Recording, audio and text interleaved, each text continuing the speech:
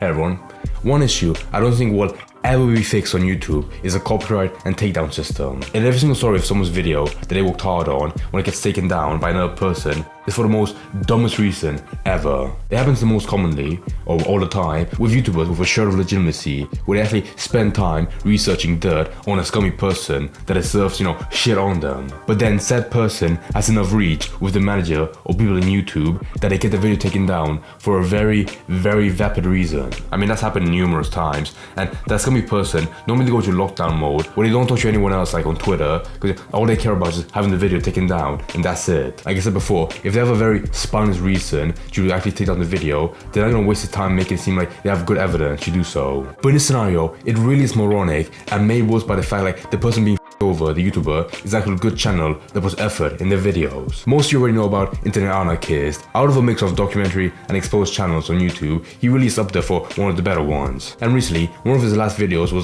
just like any other, where he talked about a channel and the history, that being TechLead. And I mean, his video was more of like a history between him and a giant coffee seller, where he essentially exposed him as a scammer and a piece of shit. Now me personally, I didn't have time to watch the video. I'll explain why soon. But it was nothing bad. It was like any other video on YouTube that causes no harm, because they show like actual objective evidence that you can't deny. Like, he wasn't accusing him of anything new. It was most of like a retelling of his past before. And you know what? I'm gonna be controversial, but if someone has a history of being scamming other people, you can't get angry at other channels for exposing you and potentially warning unbeknownst people. But then the crazy part of the story is that the guy, TechLead, went ahead and, I have no idea how, he copyright striked Internet Anarchist video, and it actually worked, where it got taken down. And whenever you strike a video, you have to state what footage, imagery, audio that's yours that they use in your video without your permission. And when he claimed it, all he put for the reason is that the entire video, everything. That's unintentionally one of the funniest part of the story, because there's a shit ton of editing in his videos that he takes time to make meticulously to make the video more interesting, but he claimed that as his own. That's just insane. And the fact more so that it actually worked is a clear sign that he has connections with his manager or people in YouTube to actually, pull the strings a tiny bit. In no other scenario would this have worked with the reasoning and claiming that he used. I purely believe there's a person in the offices that recognizes the illegitimacy of the claim, but allowed it anyways. But to carry on, he didn't stop there, because he went ahead and took down Internet Anarchist's tweet as well, which just explained why his video was taken down. That's so outlandish to me, because I understand a video being taken down because the system is broken, duh. But you have a plain and simple tweet get taken down with just an explanation, that's it. That's insane to me. I'm not trying to support this guy, TechLead, at all, but if you really believe that his video was like using your own footage against terms of service, why would you care to take down a tweet that does nothing else but just explain the situation and causes no harm? It's completely pointless you ask that question, but I will admit, one thing I find funny about the story is like the pure brazen confidence of this guy, TechLead, where he absolutely believes he's in the right and that he can take down the video, while also admitting himself that he doesn't really have a good claim to the videos and that the strikes are purely fueled by the fact that he just wants them down. On Internet Anarchist Twitter, he had a compilation of all the insane parts of like TechLead's video where he explained why he took it down, and all the reasons he gave out and explained made no sense from an actual logical point of view. Logical. Welcome to the world of business where people are afraid that they're going to be doxxed.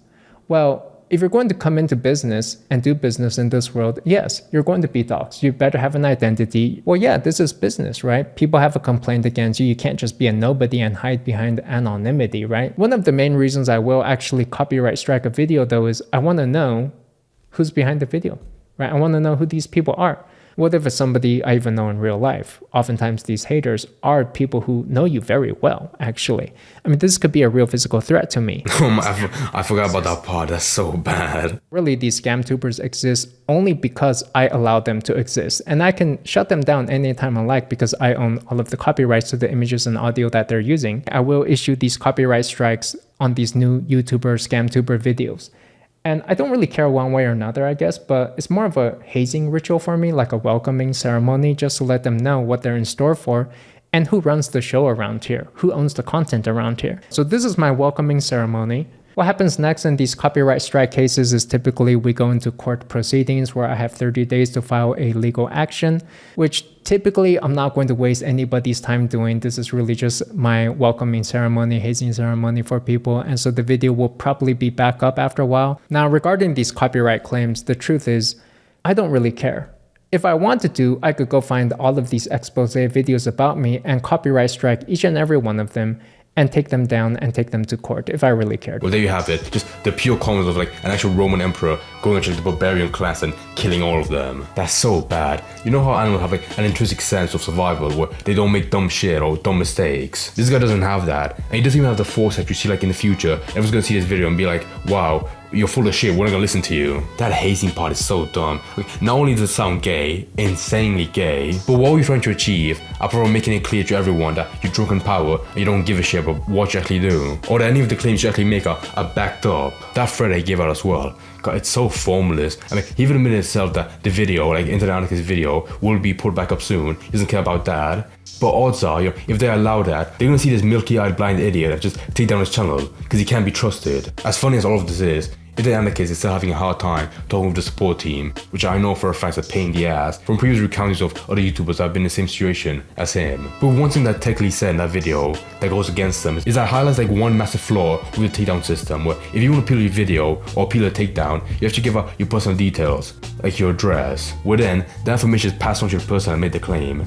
And naturally, you would not trust a knuckle-dragging, lip-dripping moron like him, so of course, you wouldn't fill out your address. And that's the most recent stage of the situation, and where it is now, where Internet Anarchist has said that he's gonna get a lawyer. This is that way, he can have like a good middleman to like avoid giving us the address. Because if you have a lawyer, they can act on your behalf and give out the address of their office, like the office block, so it doesn't really matter. And for TechLead, it doesn't matter what the last thing he said was, because all he can do is do nothing, but just call Internet Anarchist poor. But the thing that I can say is that people hate YouTube, for having like the awful takedown system that rarely like it properly works or, you can get appealed for. But give it a week and YouTube will come back to the senses where not only will they put it back in the video, but also take action against TechLead for just being, not a very good, nice person, I don't know. But either way, there's still an issue with the copyright system, where it shouldn't even allow like a Neanderthal like him with an annoying lisp to make a claim with nothing backing it up at all.